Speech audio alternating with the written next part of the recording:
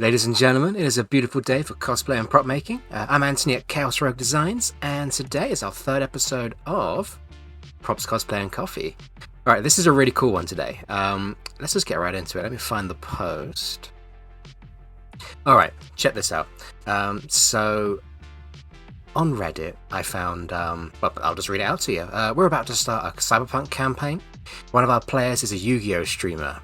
40 years from now when physical trading cards are nothing, I want to make some physical ones. So they should feel like his character pulled them from the depths of a junkyard after 40 years. I haven't been able to find any reference of old trading cards that weren't well taken care of, so I figured you guys might have some ideas of where to start in destroying collectibles for aesthetic. Alright, I really like this one. And I like this one because I'm a Yu-Gi-Oh player. I've not really been able to play, well, any Yu-Gi-Oh for basically the last 12 months, at least not physical Yu-Gi-Oh, of course, because of COVID. So I thought this was just a really, really cool idea. I actually ended up making the card as well. I was going to make a bit of a video about it generally, but I just thought, you know what, it's something so niche, like, I might as well just do it in this format the way I was going to in the first place. So anyway, with this Cosplay Props and Coffee, I'm going to be putting a few things on the screen so you can see them. I mean, I did record them after all. But basically, did make a really gammy looking card. I'll put that right up to the camera. I'll show you it better. But here's how we did it. So basically, when you're looking at dirtying up anything that's fragile, a card is a perfect example. You've just got to really think, is what I'm making dirty going to survive me making it damp, making it wet, and making it, well, dirty? A card, big no-no, absolutely not. Cards have a few layers to them. You've got a glossy layer, but basically if you get a card wet, you'll notice that the edges start to kind of split and separate. With this particular prop, what the guy's after making, you want it to look the part, you want it to look dirty, maybe even a bit smashed up, but you only want it to look that way. You still want it to be kind of durable. So to kind of give it a dirty layer while still keeping it, well, card shape, I've ended up covering it in a product called Podge. Now, Podge is a water-based sealer. It's a little bit like sort of, well, PVA glue, really. It's probably not too far removed from that, to be honest. It even looks the same, but when you spread it on anything, it dries clear. So when you start spreading it on, it looks white. It does dry clear, which is awesome. For this, I end up using a sponge brush. One sec, I'll show you a sponge brush. You guys are getting all the editing treatment today, just because I have one literally right here. This is what a sponge brush looks like. So instead of bristles, it's just, well, surprise, a chunk of sponge. But prevents a lot of brush strokes, so that's pretty cool. You can do this with a brush as well, but there will be a few strokes, so just be light with it. Now, once I'd covered this in Mod Podge, it looked alright, but even with the sponge, there were a few sort of marks where you could definitely tell I'd spread something on it, and they weren't that visible until you caught the card in the light. Now, Mod Podge, the standard variant of it at least, kind of, words. It dries shiny. So what I ended up doing, I ended up wet sanding the card as well, just to give it a matte sheen. Thinking back, I mean, if I had the product, you can just buy matte Mod Podge. That would have definitely skipped that step. But wet sandpaper did exactly the same.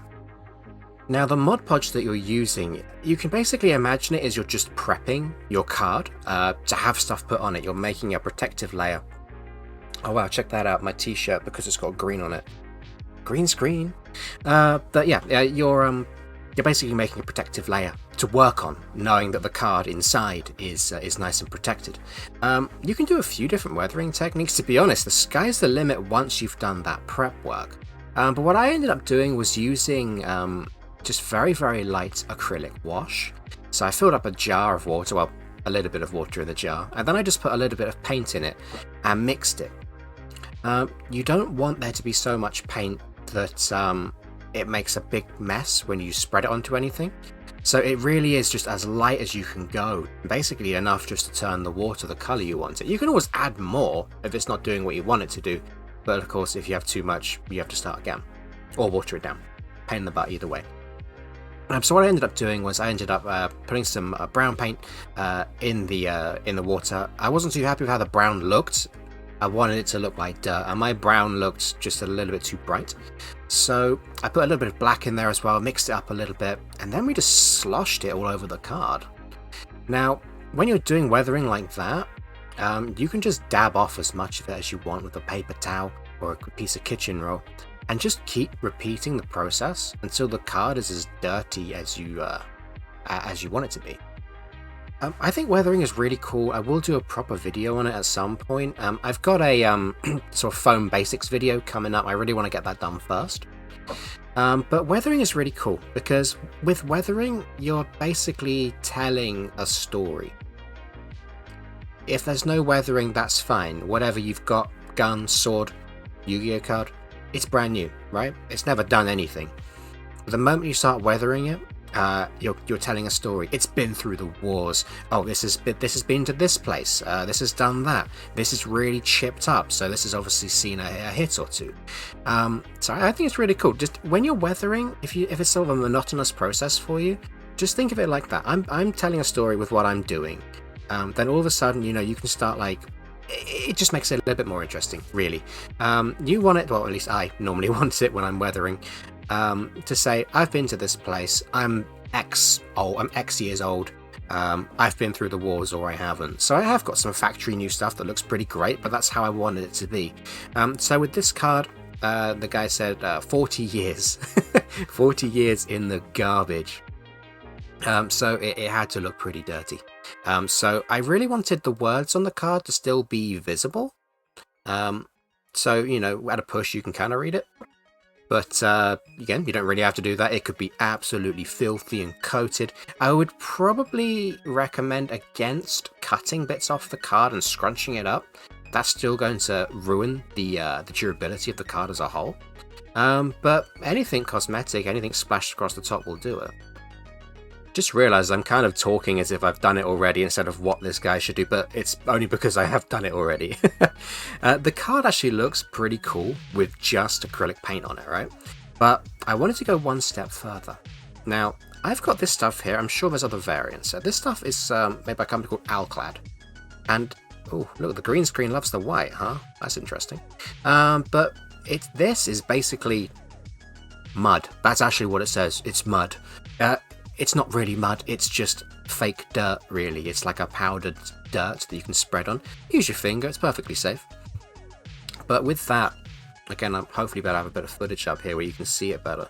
But it really has made this just look that much more filthy, that much more grimy. But on the back it's perfectly fine. Also, yeah, we use Necrofusion because that's a rubbish card. Yeah. Just get a bit creative with it. I think this dirt powder, completely optional, but it just looks 100,000 times better if you ask me. Now it looks like a little bit of varying texture, which is kind of cool. And then one thing we did to finish it off, we always use a sort of a spray varnish on all foam props that I make here, at least. No different with the card either. I'm using that purely to make sure that the weathering doesn't just rub off. And certainly when we use powder as well, you don't want that getting on your fingers. So just a quick spray on each side will just secure everything that you've put on the card together. But yeah, honestly, it looks really, really cool. I'm really happy with it, actually. I mean, this post that I'm responding to, not gonna lie, it was a little while ago. I'm sure that person's already done what they wanted to do with it. But it's still a really, really cool idea. And like I said, it really resonated with me because, I do play Yu-Gi-Oh! It's really fun. It's a bit expensive, but it's really fun. Anyway, guys, weird one today.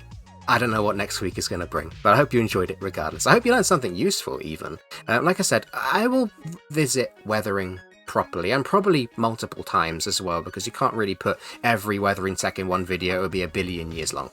Yeah, until then, thanks very much for watching. If you made it this far through the video, I presume you did like it. If you did, please hit the like button. That'd be really, really cool of you. Subscribe if you're new around here. We post up a video like this every Friday. Yeah, next week, who knows what we're going to be covering. Take it easy. Thanks very much. See you next time.